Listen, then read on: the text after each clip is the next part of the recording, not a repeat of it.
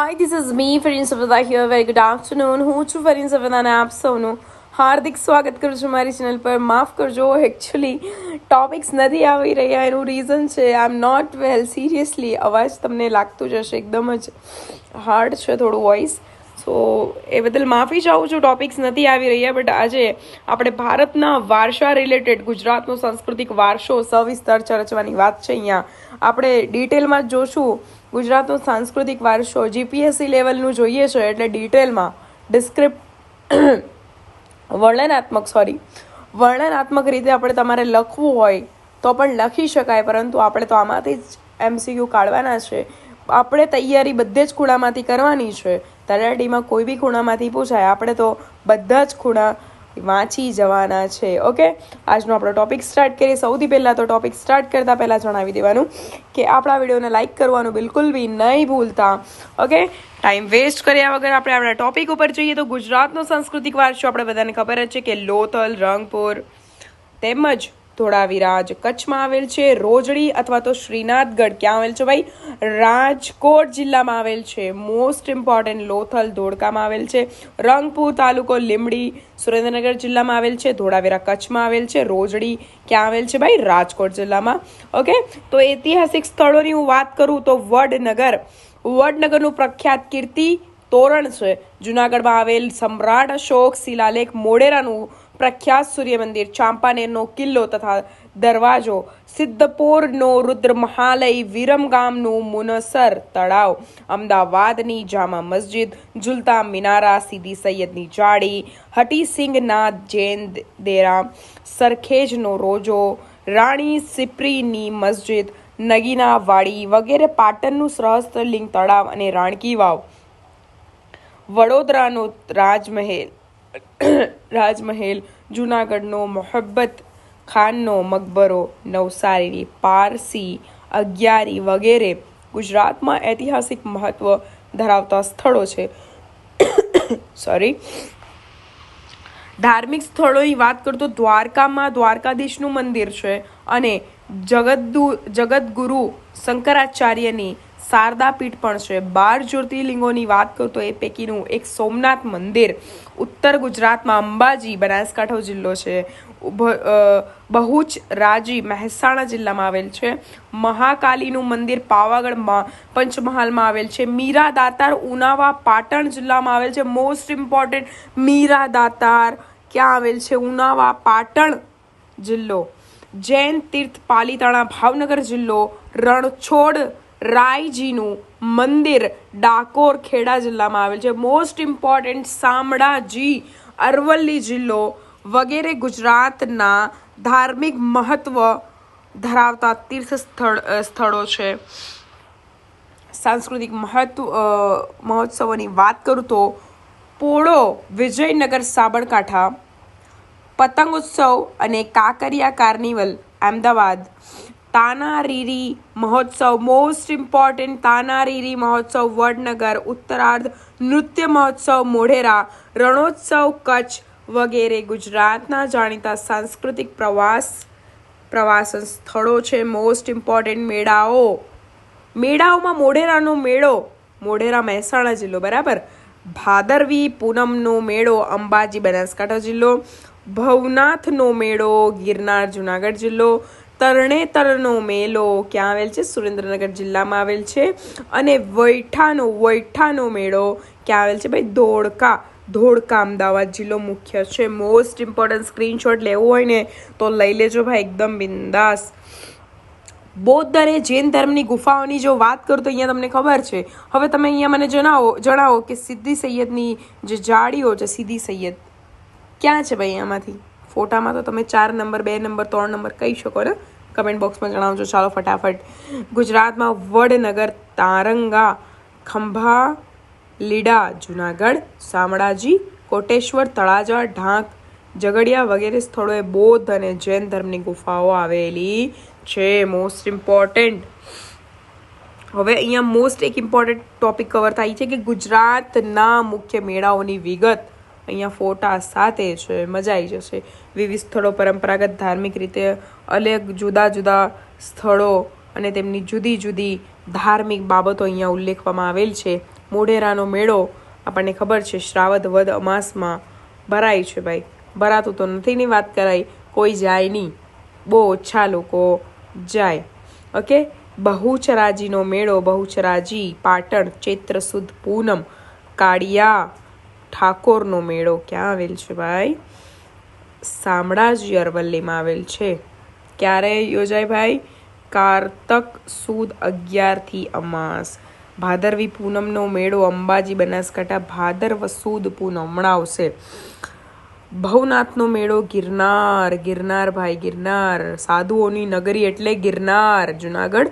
મહાવદ 9 થી 12 સાધુઓની નગરી તરીકે પણ ઓળખાય છે. બીજી કઈ નગરી તરીકે ઓળખાય છે? ચાલો કમેન્ટ બોક્સમાં જણાવો. તરણેતરનો મેળો ભાદરવા સુદ 4 થી 6 માં ભરાય છે. તરણેતરનો મેળો સુરેન્દ્રનગરમાં. ભડિયાદનો મેળો ક્યાં આવેલ છે ભાઈ? અમદાવાદમાં આવેલ છે. રજબ માસની 9 થી 11 માં ભરાય છે. નકળંગનો મેળો ભાવનગર, ભાદરવા માસ આવશે હમણાં. માધવપુરનો મેળો ક્યાં આવશે ભાઈ? ક્યાં આવશે ભાઈ? માધવપુરનો મેળો પોરબંદર, માધવપુર. ચૈત્ર સુદ 9 થી 13. વૈઠાનો મેળો એટલે કે કેવો મેળો? આ વૈઠાનો મેળો શું છે મને જણાવશો કોઈ કમેન્ટ બોક્સમાં? કારતક સુદ પૂનમના દિવસે યોજવામાં આવે છે. મીરા દાતારનો મેળો ઉનાવા ઊંઝા, મોસ્ટ ઇમ્પોર્ટન્ટ રજબ માસની તારીખ 6 થી 22માં. ઓકે. ડાંગ દરબારનો મેળો આહવા ડાંગ, ફાગણ સુદ.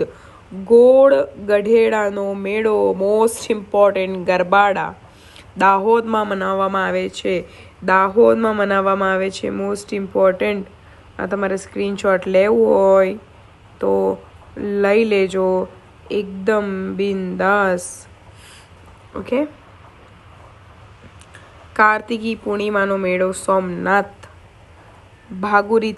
ભાગોરિયાનો મેળો ક્યાં ભરાય છે? Chhota Udepur, most important. આજે છે ગોળ ગધેડાનો મેળો દાહોદમાં ભરાય છે. આ રિલેટેડ કોઈ મને જણાવશો ભાઈ કમેન્ટ બોક્સમાં? શું છે ભાઈ આના રિલેટેડ? તમને કોઈને કંઈ ખબર છે? ચાલો, નહીં ખબર હોય તો કંઈ નહીં, વાંધો નહીં, કમેન્ટ બોક્સમાં તો બી જણાવજો, આપણે વાત કરશું. હવે એક ટોપિક અહીંયા હજી એક છે, ભારતના પ્રાકૃતિક વારસા અને સાંસ્કૃતિક વારસા વચ્ચેનો તફાવત. તો તમારે સ્ક્રીનશોટ લઈ લેવું પડશે, બિકોઝ આ બહુ ડીપલીમાં વાત કરેલી છે. સ્ક્રીનશોટ લઈ લો, હું 2 સેકન્ડ તમને આપું છું, વાંધો નહીં, આટલું જ છે. ભારતનો પ્રાકૃતિક વારસાની વાત કરતો તે પ્રકૃતિ તરફ મળેલી અમૂલ્ય ભેટ છે અને પૂર્વજનો તરફથી મળેલી અમૂલ્ય ભેટ એટલે સાંસ્કૃતિક વારસો. ઓકે. બીજી એક વસ્તુ અહીંયા આપણે બધું ઝાડની વાત કરીએ, બધું અહીંયા તમને દેખાઈ રહેલું હશે, તમને બધાને ખબર જ છે કે જુદા જુદા વૃક્ષોને આપણે માનીએ છીએ. હા ને ભાઈ, વડની વાત કરી લઈએ, પછી તો તુલસીની વાત કરી લઈએ. ઓકે. પછી કયા કયા એવા વૃક્ષ છે ચાલો કમેન્ટ બોક્સમાં જણાવો. ચાલો. પ્રાચીન પ્રજા તરીકે નેગ્રીટો હબસી પ્રજાનો પરિચય, સ્ક્રીનશોટ લઈ લેજો, બરાબર છે. નેગ્રીટો અથવા તો નિગ્રો જાતિ. નિગ્રો જાતિ એટલે કઈ જાતિ ભાઈ? હબસીઓ. ભારતમાં સૌથી પ્રાચીન નિવાસીઓની વાત આવે તો નેગ્રીટોને યાદ કરી લેવાનું. કમેન્ટ બોક્સમાં લખી દેજો ભાઈ કે અબકી બાર તલાટી પાર. કેટલાક ઇતિહાસકારોનું માનવું છે કે નેગ્રીટો અથવા નિગ્રો હબસીઓ આફ્રિકામાંથી બલુચિસ્તાનના રસ્તે થઈ ભારતમાં આવેલા ને ભાઈ. તેઓ વર્ણે શ્યામ એટલે કે કાળા, 4 થી 5 ફૂટ ઊંચા, માથે વાકડિયા વાળ ધરાવે છે. આ લોકોની હાઈટ બહુ વધારે હોય. મેં ઓમાન ગયેલી ને તો આવા લોકો મને દેખાય ને તો એમ થાય કે ઓહો આટલી બધી હાઈટ. હવે દ્રવિડોની સંસ્કૃતિની જો મેં વાત કરું તો સૌથી પહેલાં સ્ક્રીનશોટ લઈ લઉં. દ્રવિડ મૂળ ભારતના કે નથી કે પેલું કંઈ તમે એમ કહો છો કોઈ બી રાજ્ય સાથે જોડો છો, ભારતના જ હતા. તેઓ સિંધુ ખીણની સંસ્કૃતિના સર્જક, પાષાણ યુગની સંસ્કૃતિના સીધા વારસદાર મનાય છે. સીધા વારસદાર પાષાણ યુગની સંસ્કૃતિના. તેઓએ માતા રૂપે દેવી એટલે કે પાર્વતી અને પિતૃ રૂપે પરમાત્મા એટલે કે શિવની પૂજા સાથે એ લોકોને બહુ સમજ એ લોકોએ આપેલી છે. પ્રકૃતિ પ્રજા, પ્રાણીઓની પ્રજા તેમજ ધૂપ દીપ અને આરતી વડે પૂજા કરવાની રીત પણ તેમણે વિકસાવી હતી. તેઓ માતૃમૂલક માતૃપ્રધાન કુટુંબ પ્રથા ધરાવતા છે. દ્રવિડ કુળની તમિલ, તેલુગુ, કન્નડ, મલયાલમ વગેરે ભાષા બોલતા લોકો દક્ષિણ ભારતમાં જોવા મળે છે. દક્ષિણ ભારતમાં દ્રવિડ લોકો જોવા મળે છે. તેલુગુ, કન્નડ, મલયાલમ વગેરે ભાષા બોલે છે. ભાઈ બધા પોતાની તબિયત સાચવજો.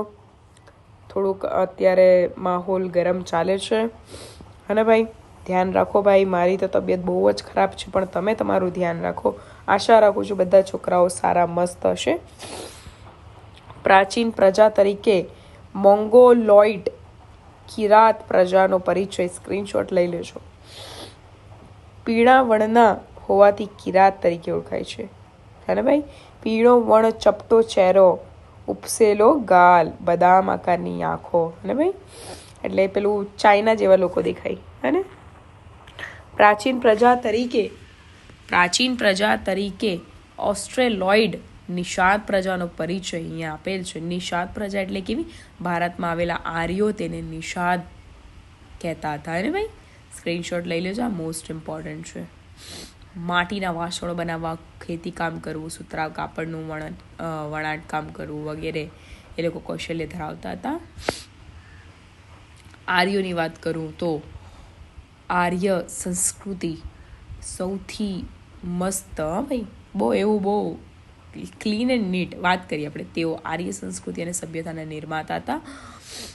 ઓકે, નોર્ડિક પ્રજા તરીકે પણ ઓળખાય. આર્યોને નોર્ડિક પ્રજા તરીકે ઓળખાય. તેઓ અન્ય સમકાલીન પ્રજા કરતાં વધુ વિકસિત હતા. વિકસિત એટલે ભાઈ વધુ સારા વેલસેટ હતા.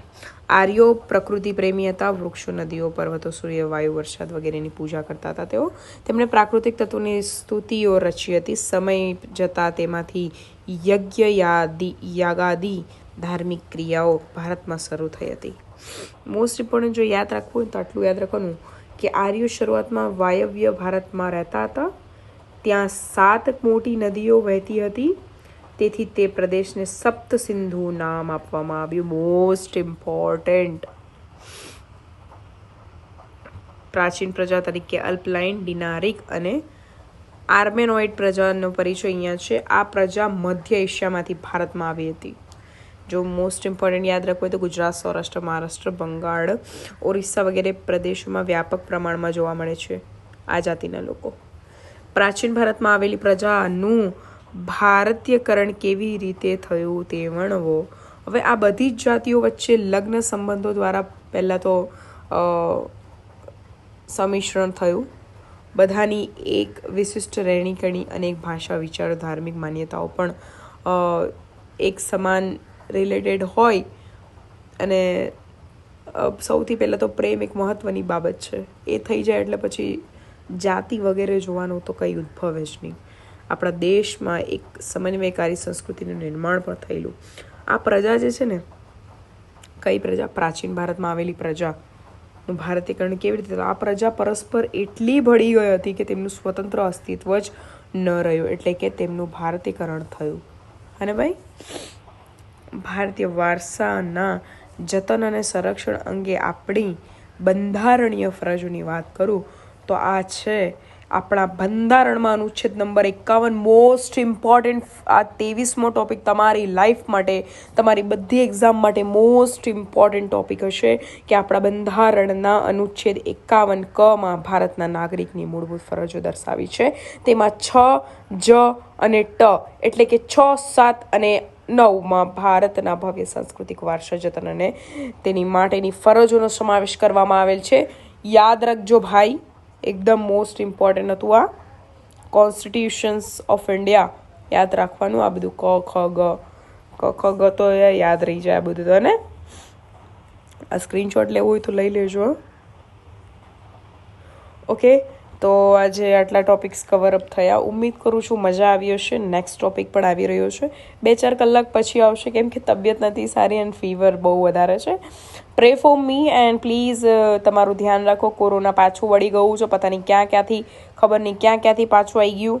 આ બધું ધ્યાન રાખો and please be safe, be careful and thank you so much for watching and note down કરતા જજો, સ્ક્રીનશોટ લેતા જજો એન્ડ આ બધું એકવાર રિવાઇઝ કરી લેજો, હે ને. બધે ખૂણેમાંથી પણ આવી જાય, આપણને કંઈ ખબર નથી. So yeah, thank you so much for watching.